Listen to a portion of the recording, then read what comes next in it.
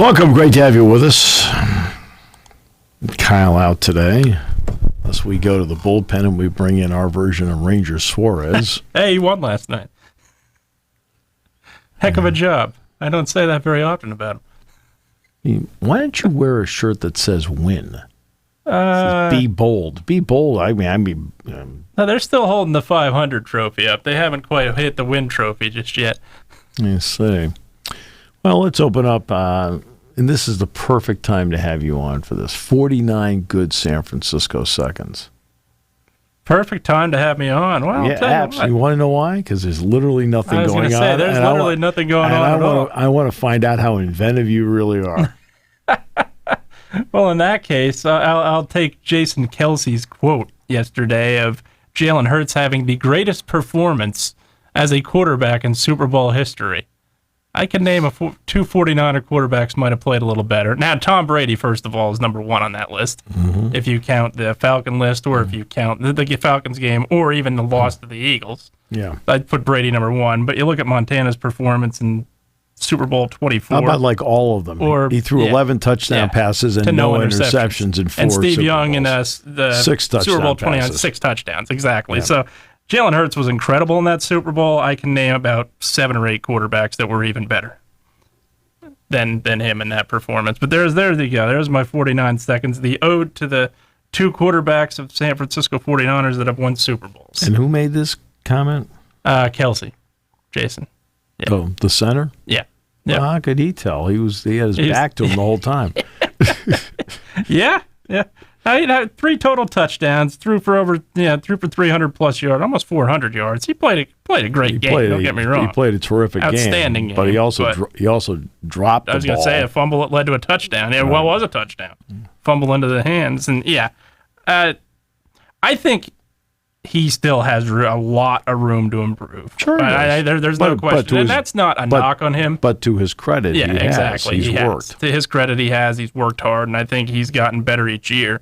And that's not a knock on him. I think he's a great player. I think he has probably a top 5 receiving core in the NFL. I don't think there's any doubt about that. I think Devontae Smith's going to keep getting better. A.J. Brown is who he is. And good running game, best offensive line in football. I think when you have those things, you're going to get a lot better. Yeah.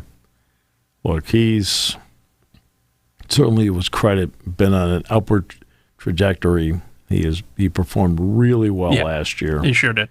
And he did play extremely well in the Super Bowl. He did. Yeah, he played great in the Super Bowl. I don't take that away whatsoever. No. Yeah, absolutely He's become exponentially more accurate throwing the football.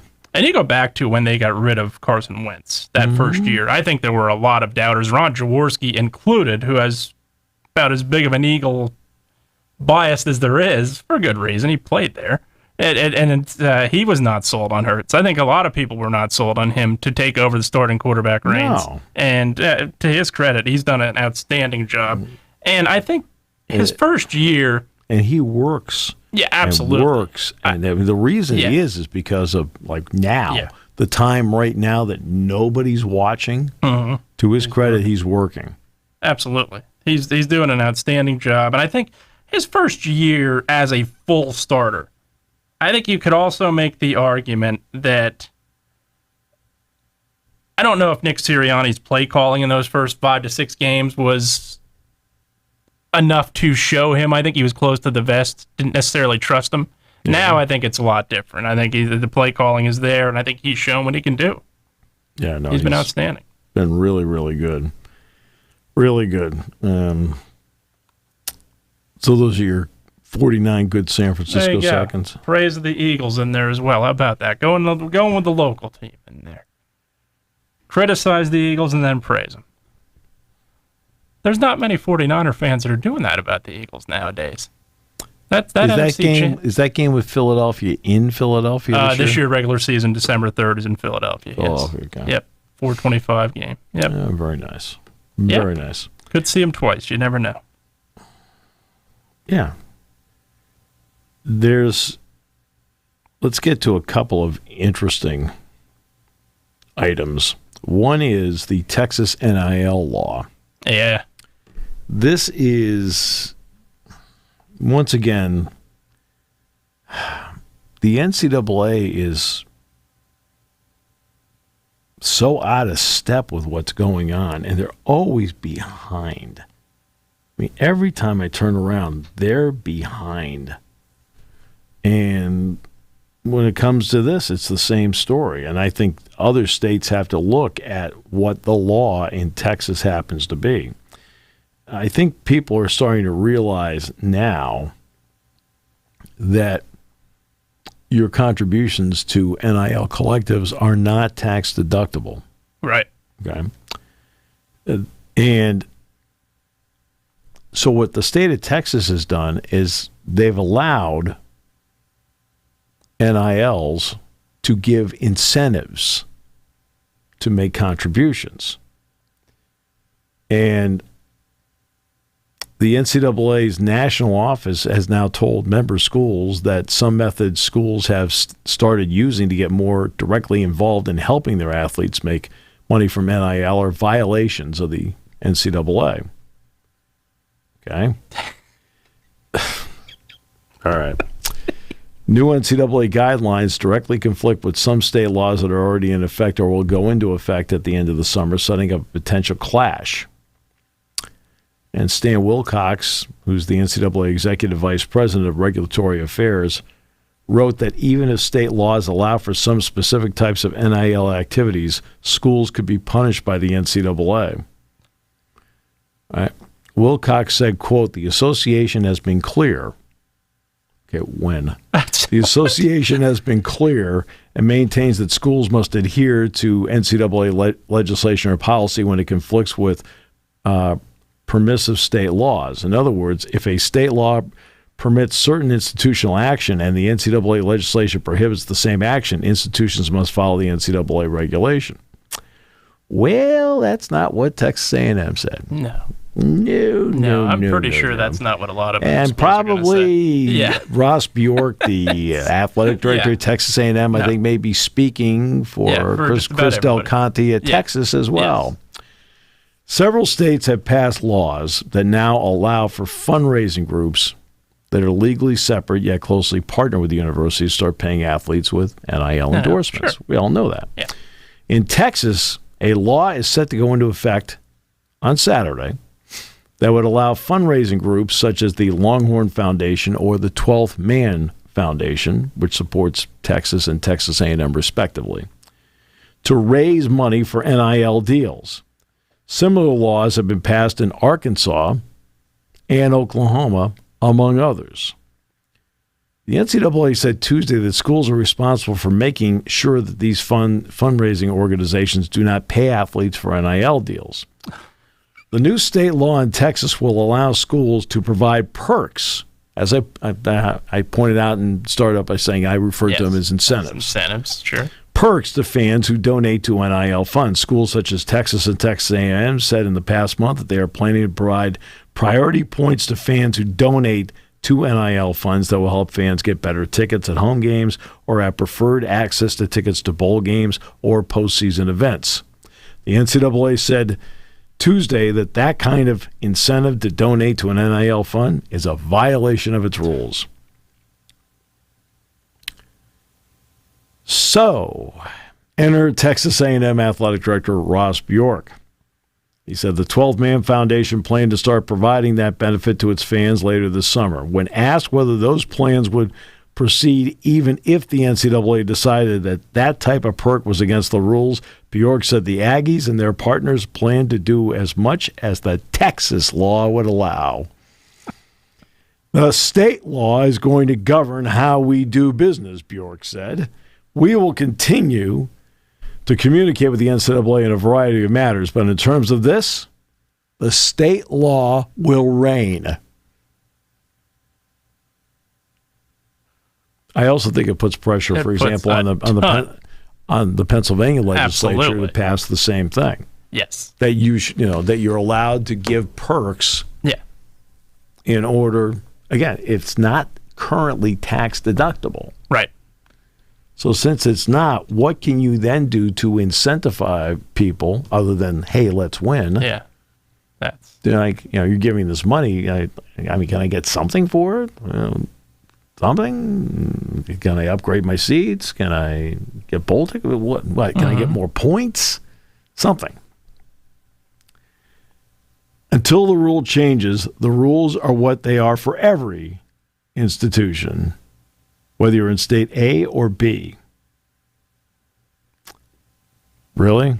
Yeah. I can see Texas A&M looking at him going, yeah. Right. Sorry. I'm not even going to return your call. It's almost literally like you're hearing them say, let me finish. I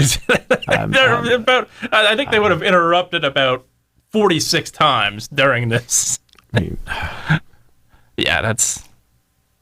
If the NCAA sanctions a school in Texas for providing perks to donors in exchange for NIL dollars, that school could pursue legal action against the NCAA. Let's now quickly review the NCAA's legal record in court. This will not take long.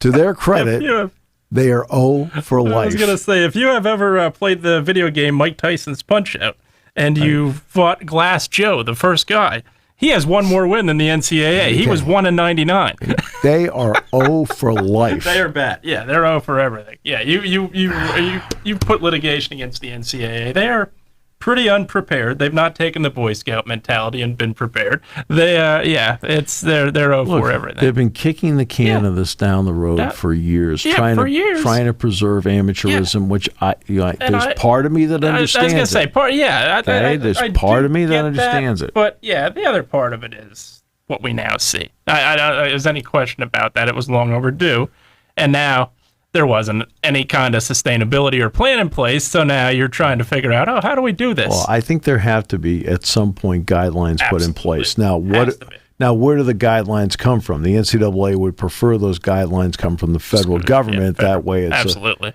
Okay? So that's what they would prefer. Sure. There are also Agreed. people that would prefer the federal government not be involved in it. Yeah. Right? And because of that, that's why you've heard talks of unionization and collective bargaining. Okay. What's the negative to collective bargaining? Well, it could go on strike. Yeah, sure. Yeah, I was just going to use the example. I think Major League Baseball is the absolute example there. You got the federal government involved. It hurts the game. I think that was clear. Did it clean the game up? Yes, a little bit. Yeah. But I think it hurt the game.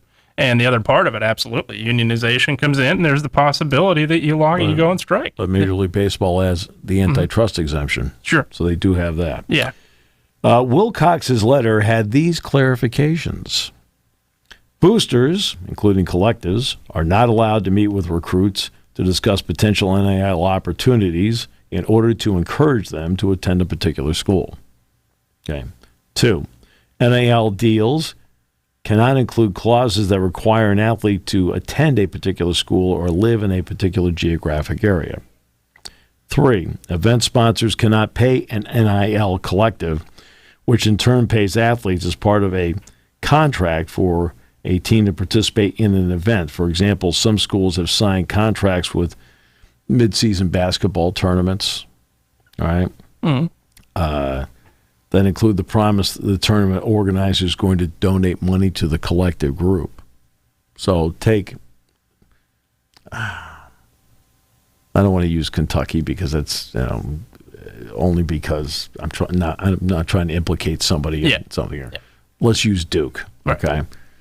So Duke is invited to play in the tournament in Cancun. And they're invited to play in a tournament in Charleston. One of the tournaments offers money to be given to the NIL collective as an incentive to play there. Right. This says you can't do it. And football bowl game sponsors have explored, by the way, that kind of arrangement. Right? Can we, as a bowl game sponsor, let's take, for example, like one of your staples, Cheez-Its. The Cheez-It Bowl decides let the record show I hate cheese, but then we will go with Cheez-Its. What do you like? We can go with Cheez-Its. How about the Tony the Tiger Bowl? Do you like Frosted Flakes? They're great. Absolutely. Okay, so Kellogg's as the sponsor, technically, of the Tony the Tiger Sun Bowl in El Paso. It says, we'll make a donation as part of the sponsorship to your NIL in order to incentivize you to come to our game. Well, this says they're not allowed to do it. Right. Okay. So what keeps the old... They need guidelines. I was going to say, yeah, absolutely. What keeps the old, hey, here's $500, go do this. I don't think there's anything that is going to prevent you from doing the hush-hush deal and when it comes to this. And you're basically opening the door for that to happen a lot more than what you needed to. Yeah. Because of these. And that's another thing. I think that's another reason why these schools, are Texas A&M being the first of what will be many, that is staring at this saying, what? And I don't think they're staring at saying what, Jason. I think they're looking over going, yes. I think they're not saying what. There's a word in front of it. They're saying, so what? Yeah, absolutely. Yeah. I mean, it doesn't sound to me like they are planning on changing anything that they are doing. No. If the Texas state law allows it, and Texas has really liberalized their NIL laws. Because remember, why did Quinn Ewers go to Ohio State when he reclassified his senior season? Because in Texas in a reclassification, he was not, since he was still of high school age, was not allowed to get NIL money. Right. By going to Ohio State, he could. Because Ohio state law was different than Texas. Since then, Texas has changed, including this law right here.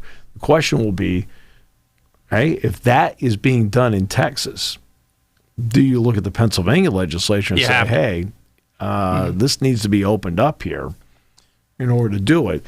Because until there is structure, until there is a unified structure of some sort, it's going to be the wild, wild west, and you need to, in order to win, be a participant in the wild, wild west.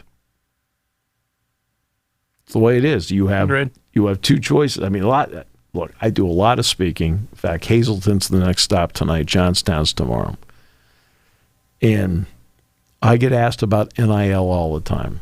Are people completely comfortable with NIL, especially longtime fans of college sports? No, they are not.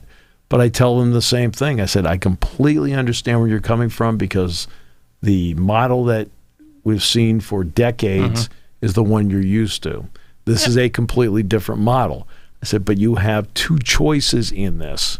You either adapt to compete or you lose. You lose. Absolutely. And that's, absolutely. I said, those are your two choices in terms of how this works. Yeah. You either adapt to compete or you lose. There's no middle ground there. And there are coaches that could not adapt to it. You know, we're seeing that. I think in a big way. We're seeing legendary coaches retire. Exactly, retire, because look, and it's not entirely because of that, but I think there's traditionalists now, especially some of those coaches, that are still uncertain to how they adapt to it, and that's part of the game now. You absolutely right. You have to adapt now to what you're seeing in terms of how much the game has changed. The game, the tradition part of the game has not changed, but the game in terms of recruiting, in terms of the transfer portal, all of that has changed dramatically. Early enrollment, everything has changed to the point now where you've had to adapt to that. Now you have to adapt to this. So I think it's a lot of the legendary coaches, I don't think, have done it, especially basketball. I think that's where I've seen it more so than football. Well, that's where Penn State's been so fortunate to have James Franklin. Yeah, James absolutely. Franklin has been adaptable to the modern game. He has a lot of old standards to him as to how he wants to play the game, how important special teams are. I mean, he, look, I'm around him all, a lot, not all the time, but a lot. Right. But when it comes to how you want to play the game offensively, he's the one that has adapted to that. How you need to go about NIL, he's the one that's been vocal, telling everybody that you have to adapt to it. And the fact that he's been leading the way on it and not complaining about it, because some guys will complain about it and then say, hey, we have to do it. He won't do it. Yeah, he's national been saying, championship coaches. He's been saying, Got to do it. Got to get involved. We're fighting from behind. We fell behind. We got to get to the front of this. I mean, that's where Penn State has been really fortunate to have somebody like that that has been as vocal about it. Absolutely. And has explained, really in no uncertain terms, hey, we're here to win. Yeah. Look, we're here to graduate players. And Penn State's graduating its players. It's not like that's fallen by the wayside. Absolutely. Under this guy, it hasn't fallen by the wayside. Not a chance. Do you know how many times a week I hear him in team meetings talk about academics?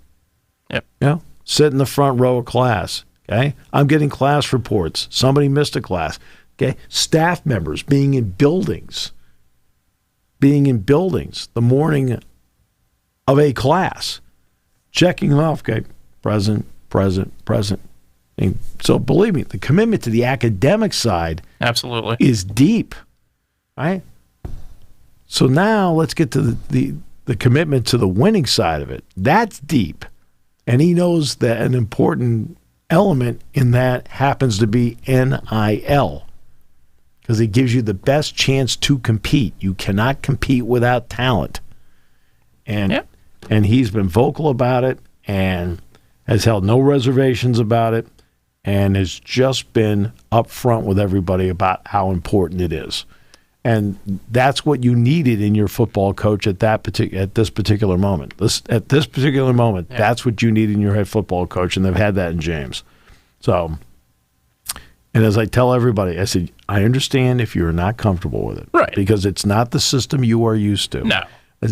And you don't have all the answers yet either. And this is legislation's a prime example. But as I tell them over and over again, you either adapt or lose. Sure. And those are the two options here. Yeah. And you need a coach that's going to be transparent about it. And that's what you're absolutely right. What James Franklin has done, you're going to have certain players that are going to say, hey, State College, University Park, Pennsylvania, Austin, Texas, Columbus, Ohio. Look at the chances I have and NIL here and here. Why should I come to University Park? You need that coach that's going to be transparent up and say, here's why, right here. And James Franklin is that. No question. And believe me, they'll talk to them about campus. They'll talk to them about majors. Absolutely. They'll talk to them about the priority on academics. All that is still an important kind of the conversation. But it doesn't mean at some point, whether from the student athlete or from the family, it's going to come up. Right. It's the way it is. It is. Sure. It is 2023. You have to think like it's 2023 and not 1923. It's right. Read Dave Revson's book sometime. Read Dave Revson's book about the early days of college football. Yep. Do you know what you're going to find? Yep. It's not so different than now. No, and that's stunning. where when you read Dave's book, it's like, wow. It isn't much. The game, and Billy Martin was always notorious for saying this, where everything changes around it, but the game itself doesn't change. And he's accurate about that, where it doesn't. And, with James Franklin, I think, at all due respect to Bill O'Brien, he can never take away what he did here in the 2 years he was here. No, Bill, absolutely. Bill did great. Kept this program afloat to the point that you were able to stay ahead of what was in front of you, which was very difficult. And I can probably not name 15 to 20 coaches that could have done that. So I give him a lot of credit for that. Oh, sure. But what James Franklin has done here, in the sense of you go back to the days of Penn State and what we've been used to. Yeah. We were used to for 41 years as a coach. Sure. You now have that. 46 years as a coach. 46 years as a coach. 46 years head coach. 60. Yeah. 61 years overall. 61, 40. Yeah. I was thinking 66, 41. I had it backwards. 41 as a head coach. Okay. Absolutely succeed. Get yourself together. I am. Get yourself together. I'm trying. It's tough. 46 as a head coach, 61 as a coach, right? Succeeding, Rip Angle. And but what Joe Paterno did here, that tradition is alive right now. I see it in James Franklin. Sure you do. I see that emphasis on players that are going to go to class. I see the emphasis on graduation. Right. I see the emphasis on understanding what it means to be the head coach at Penn State. Yeah, absolutely. I don't know if Bill O'Brien fully did know that. And that's, he did to an extent. I think James Franklin knows it more because he's a Pennsylvania native. Right. I think that's, and again, I take nothing away from what Bill O'Brien did. James Franklin is the guy that I'm looking at. If you're asking me to line those two up and pick which one I want to be the head coach at Penn State, it's James Franklin. Right. And it's because of understanding that's right. all of that together that what he's been able to do. Absolutely. Now let's get to the next part. We've talked about one mess with the NCAA. Now let's get to the San Diego State mess. And this timing is everything. Look at how my timing worked out today. You're here. That's right. That's right. I was a very late edition, too. Nobody had time to frown today. I showed up and I just know you want to go to the live broadcast with them because it's,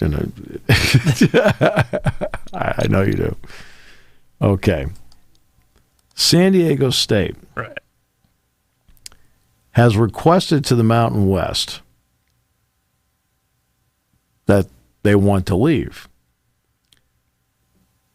What makes this a difficult situation for them is that they had to do it by Friday. Why? Well, the exit fee from the Mountain West, I believe, doubles, if not slightly more than doubles. And that's a big problem for them. They asked the Mountain West to give them an extra month. Now, what do you think the Mountain West said? Absolutely not. They said, au contraire, mon frere.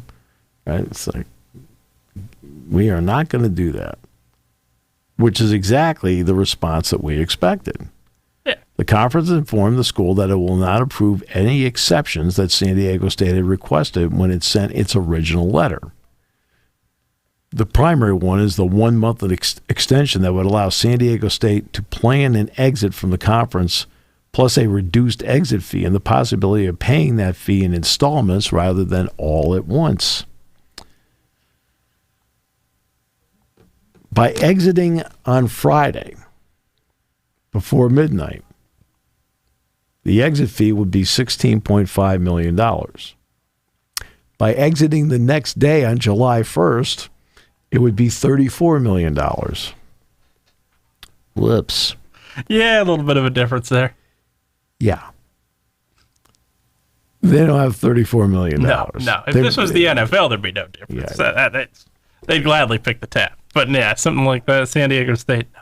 There have been obviously a lot of rumors dealing with San Diego State going to the Pac-12. Sure. Okay. But the Pac-12 doesn't have a media deal yet. And because of the stalling with the media deal, or the fact that the media deal appears to be stalled, they're not going to expand until they get the media deal. San Diego State can't even consider going there until they get the media deal. And nobody knows what the Big 12 wants to do. Because the Big 12, at least to their credit, they've been very public about everything they do. No, well, we're going to get more teams. Oh, really? Okay, great. So let's get to what they did this year. San Diego State did advance to the national championship game against UConn, where UConn beat them. They earned a lot of units for the Mountain West Conference, of which none of them San Diego State's going to get to keep. Just like Florida Atlantic. Florida Atlantic is moving. Yep. Florida Atlantic will not get a dime from their run to the national semifinals. They'll get nothing. I think they're going to the American, right? Yeah. Yep. Yeah. From Conference USA? Yep. Yeah. San Diego State's in the same boat. They won't get any money from the Mountain West for their run to the national championship game. Everybody else is going to get the money. So, look, it's not as if San Diego State has not been successful. So they go to the national championship game in men's basketball. Sure. Right? They've won at least 10 games 5 times since 2015. They've been good. Yeah. They've been good. And they opened up the brand new 35,000-seat football stadium. Give them credit for that because they imploded Jack Murphy. That's where they used to play.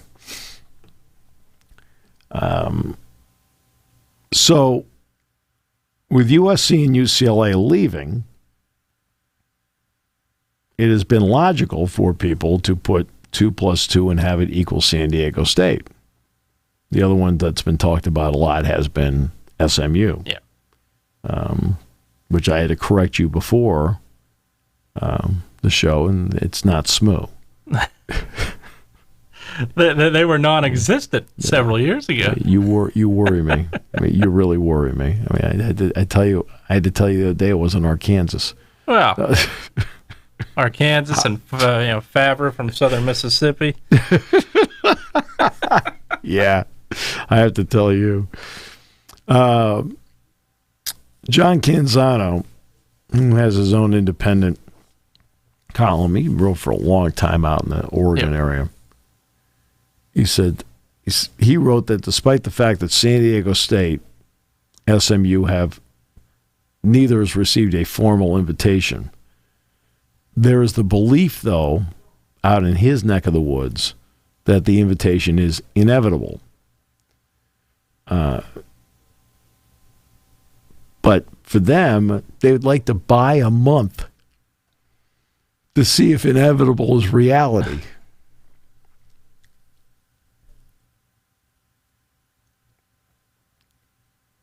One person from SMU said to Canzano, quote, "If they expand, we're in." So what would San Diego bring to the table? And I'm talking about the city of San Diego, where San Diego State is. 1.16 million TV households. It keeps them in Southern California. Absolutely. What is Dallas-Fort Worth at? 2.96 million TV homes. Okay. But as of right now, they don't have a TV contract. The Mountain West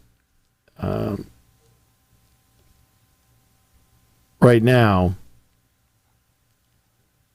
they would owe $30 million to leave the conference compared to 17. So it's the $34 million to the 16.5. SMU would owe the American $10 million with 27 months' notice to leave the conference.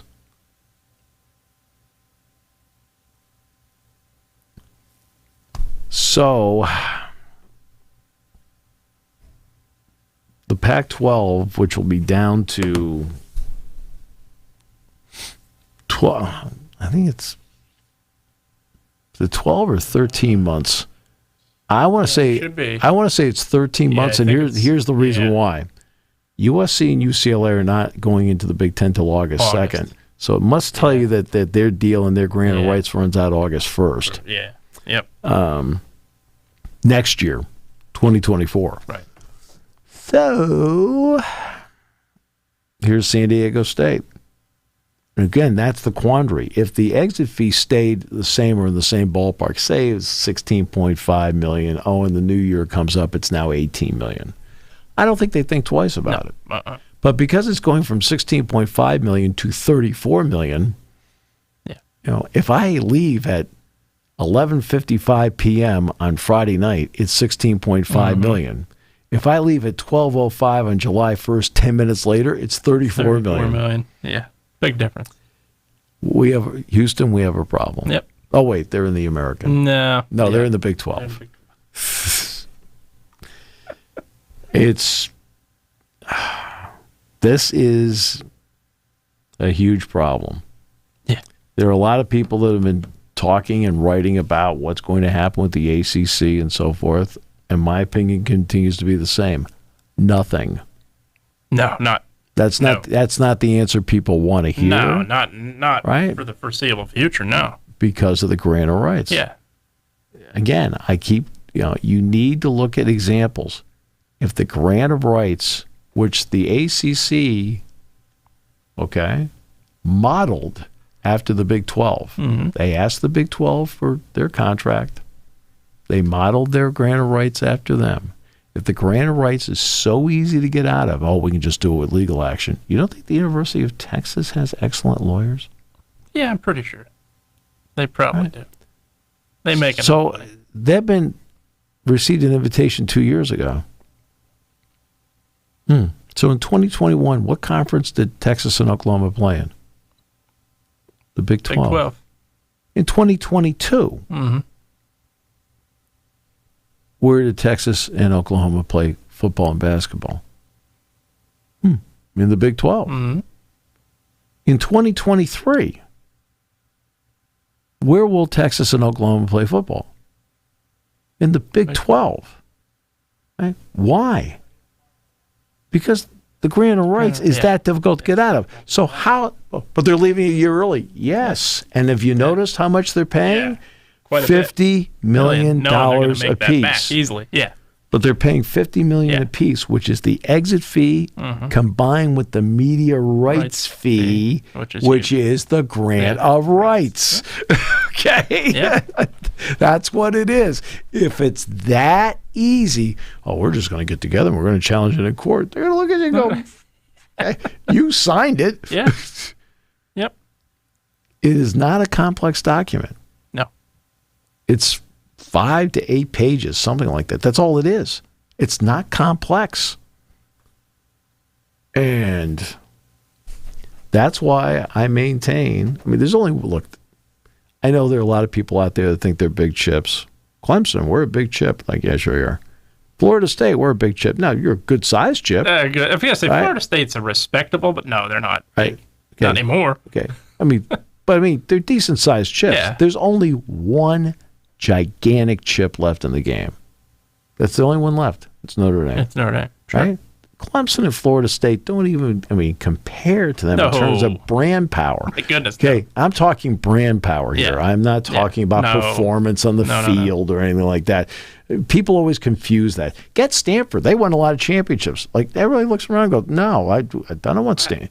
Yeah, no, they don't have. No. Right? Okay? Yeah. I'm sitting there in the office in Beverly Hills where Fox is, or I'm sitting in an office in New York on Park Avenue. I'm looking around going, Stanford? We put them on TV. They don't generate any ratings. See, that's all they care about. They generate no ratings, and Stanford's not good. Okay? No.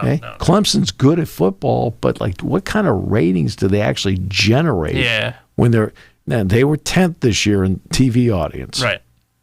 And Florida State was 15th in average TV audience, which is good. And I think if Florida State gets better, they will generate more and they will get higher. But I just still don't think they're the big chip that they could have been 30 years ago. And if you're sitting there and you're the Big Ten and you're the SEC. Yeah, you don't care. Don't I want to make 16 work first before I decide to venture into other areas? Yeah, because you want to stay even, too. You don't necessarily want to bring in one school. But I want to make this work first. Absolutely. Especially if the Big Ten. With how I need to see how I have integrated USC and UCLA. How have I been able to take care of the travel part? How have I been able to schedule this? Yeah, absolutely. How have I been able to take care of soccer? How have I been able to take care of lacrosse? How have I been able to take care of volleyball? I've been able to take care of women's basketball. How am I, in terms of the scheduling with USC and UCLA, how have I been able to integrate them? And now I've seen in practical application after 2 years what's working and what's not. Yeah. Now, when I see all that, now I will sit back and say, okay, is there something else we should be doing, or are we content where we are? Yeah. You have the 16 right schools already. Hey, Notre Dame will help the Big Ten. Will the others? No. I would say no conference period, is going to turn Notre Dame down. Their brand name is so superior that there is no way you turn them down. But there's no, and there's already a clause in the Big Ten TV contract about Notre Dame. Absolutely. Doesn't mean Notre Dame's coming here. No. All right, but I'm saying it's there, but they're the only big chip left in the game. Yeah. I know a lot of people like to think of themselves as big chips, but they aren't. I mean, who are the big chips out there? Alabama, Georgia, Texas. Yep. Okay, right? They're big chips. Ohio State, Penn State, Michigan, USC, right? Oklahoma and Texas, both. Right? Right? They're big chips. Okay, there aren't. Okay, and Notre Dame, of course, obviously Notre Dame. Those are the biggest brands in all of college sports, right there. Yep. Right. So let's just take a non-football example. Okay, brand power, 3 brands combined into one. Okay, Texas is known for football. Right. Absolutely. Penn State is known for football. Sure. Yet they played on March the 19th in the NCAA basketball tournament. So now you had the brand of the NCAA basketball tournament, the brand on the front of the jersey that says Penn State, and the brand on the front of the jersey that says Texas. They got 6.6 million viewers. Absolutely. That's brand power. Okay, you put 3 powerful brands together, and Texas is, okay, we're not talking about Texas basketball as a brand or Penn State basketball as a brand, but it was the name of the front that said Penn State, the name of the front said Texas, and in the center of the court it said March Madness. Absolutely. And they got 6.6 million viewers. That's brand power. If Clemson were to have played that game against I'll pick somebody. If Clemson were to play the game against USC or somebody else, no, they would not get 6.6 million. No, that's the power of the brand of the front of the jersey and what it means. I mean, the fact that in wrestling that brand of Penn State across the front has helped them to their greatest wrestling ratings ever. Right. Now this year they fell. I mean, now it didn't help that the championship was opposite the Penn State-Texas game. I mean, that did knock it down pretty good. But the fact that the brand name of Penn State, in conjunction with the brand name of Cale Sanderson, right? I don't think Cale looks at themselves as a brand, but Penn State in wrestling has lifted wrestling in ratings, stature to its greatest level with even more room to grow, right? Because the brand across the front means that much. Right? Georgia plays Ohio State in the national semifinal. The ratings are off the chart because of the stakes and the two brands. Absolutely. Okay. Meanwhile, TCU's in there. TCU plays Georgia for the national championship. What'd the ratings do? Yeah, compared to the year before they dropped. Yeah, dropped. Right? It has nothing to do. This is not an insult to anybody, but brands mean something to fans. Why are the Dallas Cowboys, good or bad, on it as often as they are in prime time? Why? Right? Because of the brand. Well, I can't stand the Cowboys. Exactly. That's part of it. That's a big part of it. Because people you're gonna watch. You want them to lose. You have Cowboy fans that want to see them win, and you've got a whole segment of it. I want to see them roast. Okay. That's what made the Patriots the Patriots. Right. Yeah. That's the brand, the power of the brand.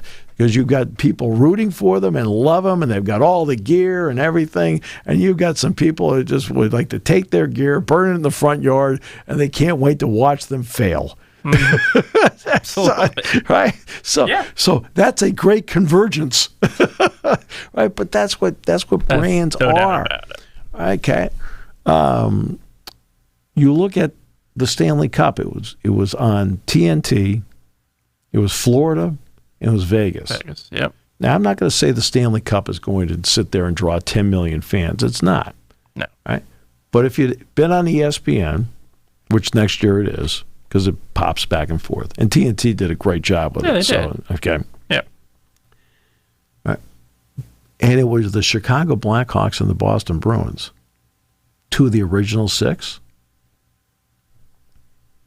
Now you got a chance at some ratings gold here. or the New York Rangers and the Chicago Blackhawks, whatever it may be. Okay, you've got a chance for it in their sport. Ratings gold, because now you've got the brand of the Stanley Cup Final, the brand of the Boston Bruins, original 6, the brand of the Chicago Blackhawks, right, original 6. That's one thing that's been very difficult for areas that get expansion, is to cultivate a fan base and turn the fans into fans of your team. Right? Why? Yeah, Why? Right. Why? So we've talked about the Tampa Bay Rays.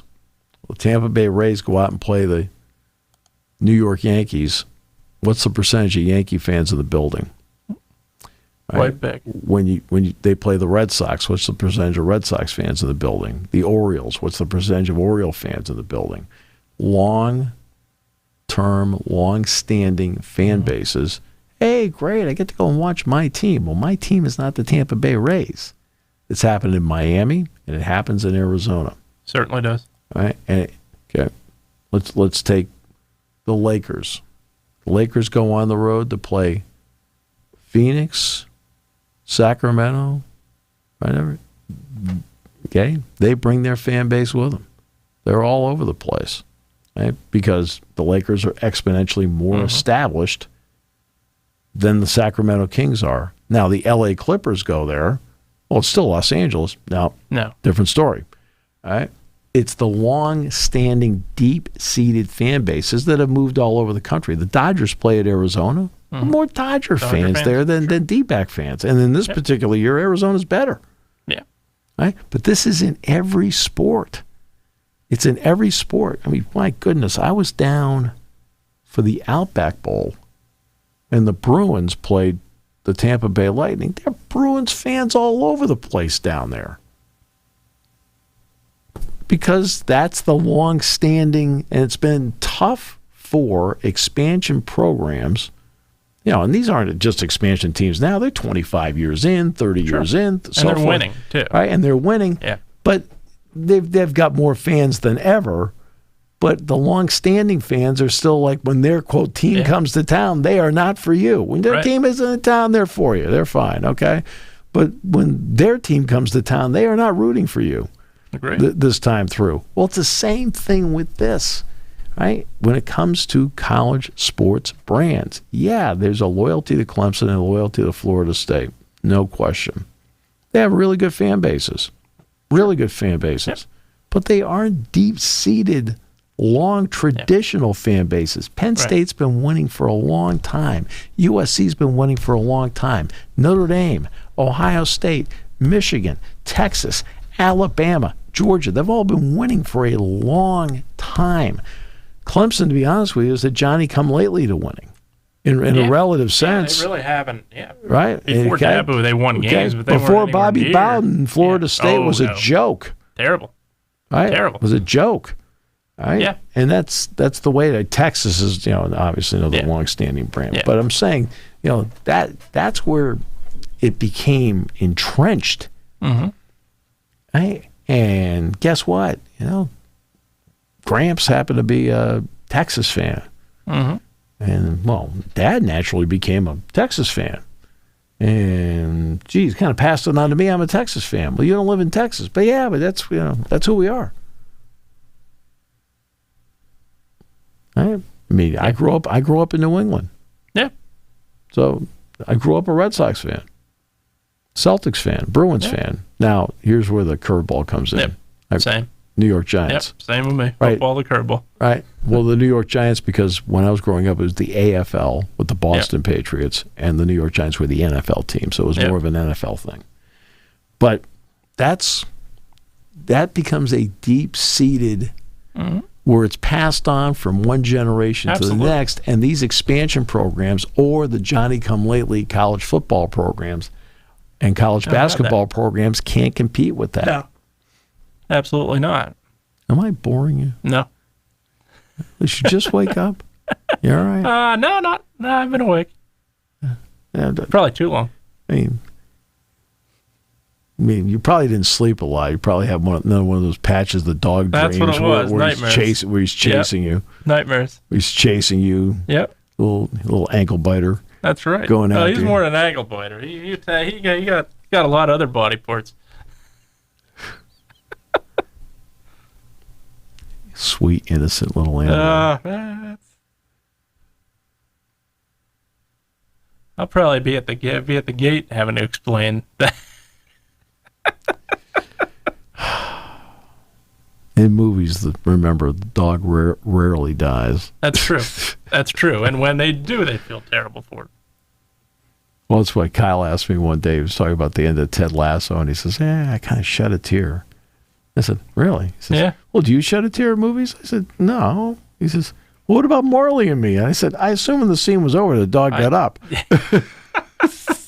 Now, granted, I was very, very, very young. I was 2 years old, almost 3. I cried when E.T. died. I will admit that.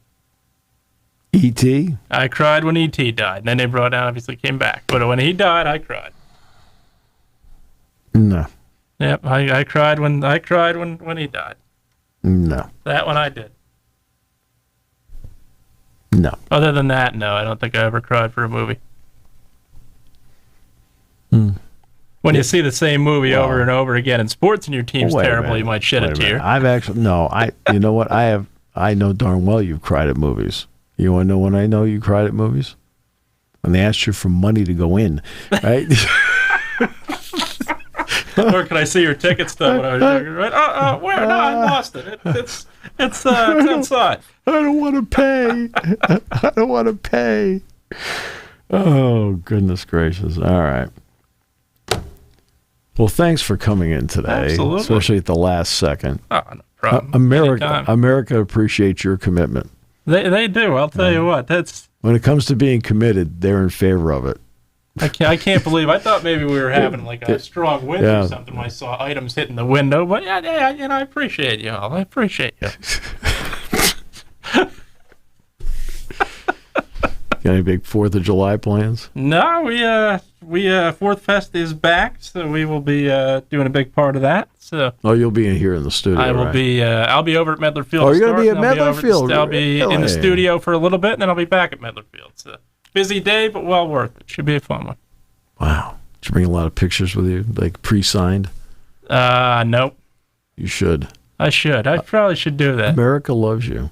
I try. I do try. I also have a bunch with a paw print on them from Patches the dog. I know. That's the ones. That's the ones that people are interested in. It's like those trading cards that have a piece of the jersey or bat or whatever. Yeah, those are the ones that are popular. You get the paw print with Patches, and that one sells. Can you blame them? No, I can't blame. Everybody's always going to side with the dog. That happens. Well, you know the key for you is be bold. That's right. I think they stole that. I think Sylvester Stallone said that. That's where they took it from. Why is it? It might be. I'll tell you what. I might be calling out the Phillies on this one, and it might be a cost issue. Why have the Phillies never, as long as I know, made a Rocky Balboa bobblehead? How do you not do that? Well, probably. Probably the licensing on that. I'm thinking licensing cost is what I was thinking. Yeah, I know they made a Bleacher Creature years ago. I know that because I own it, but that's just so sad. It's got 2 P's on the boxing gloves too. It's nice, but no, yeah. As far as I know, they've never made a Rocky Balboa, and it might be licensing or cost. I think it's got to be licensing. Yeah, if it's not, that's a must, Philadelphia. Yeah. I don't know how you do it, or a replica statue or something. The statue, yeah. Yeah, you got to do something. Yeah, statues moved around a lot. I remember when it was in front of the Spectrum. It was in the Spectrum. It's the art museum. Now it's at the art museum. Yeah, you got to run the steps now to get to it. Yeah. You used to just pose right in front of it. Yeah. Yeah, they have a Fraser one there now, right? Yeah. That's what I thought. They moved. Put Fraser. Knowing you probably walked up the stairs. I walked up the stairs quite a few times. Went backwards up the stairs quite a few times. Backwards? I tried. Yeah. How many steps did you get backwards? I got a couple. I got about a dozen, and then had to look forward because somebody who's been there. There's more than a dozen stairs. I was gonna say, yeah, it's difficult because you don't know who's behind you. It's almost like the river in Dorney Park where you're going backwards. And, you know what? But yeah, no, it's. I hear this conversation. You know what it tells me? Yep. It's time to end it. It might be. Thanks, buddy. Appreciate you. Absolutely.